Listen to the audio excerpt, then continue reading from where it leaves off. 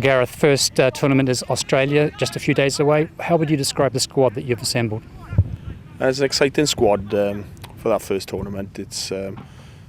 There's a bit of inexperience in there, but a lot of talent that's coming through that's quite exciting for Welsh rugby, and we're pleased that we've been able to bring them into the squad, and we've got some experience scattered around there, which played in the Commonwealth Games, has played part in IRB series in the past, and have come back into our programme. So it's exciting, and they're training well, and it'd be good to see how they go in our group games.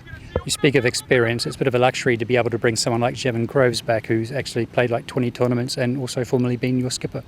Yeah, we've reintroduced Jev for the Commonwealth Games, and he's a natural leader within the group, and his experience in regional rugby over the past few years after leaving us when he was captain has been excellent, and that's shining through in his professionalism around the group, and the youngsters in the group are feeding off of that, and he's learning a bit off them, but they're learning a great deal in being a professional rugby player through him. Moving on to Australia, first leg of the World Series, you've got South Africa, Kenya and American Samoa. Kenya are apparently in disarray at the moment, so you might fancy your chances of getting through to the quarterfinals, wouldn't you? We always fancy our chances, to be fair, but there's a lot of talk about Kenya, but you've got Paul Trew in charge there. He's gonna have an excellent... He's not going to send a weak team, is he? He's going to have an excellent team with him, to be fair, and they're going to be so well prepared. They're going to be a massive challenge, and rugby's growing in Kenya. They've got an excellent group of players that have been developing, and under Paul's guidance, they will be a handful. South Africa, Commonwealth Games champions, and the same, a lot of experienced players.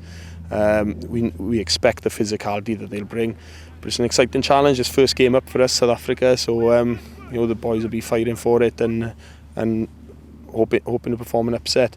American Samoa, a bit of an unknown, but we'll do our homework on them, and they'll be a difficult set as well. Any team from the Pacific Islands, it's going to be, we know what to expect, and they're going to be able to play an excellent brand of rugby. So we're excited about the group.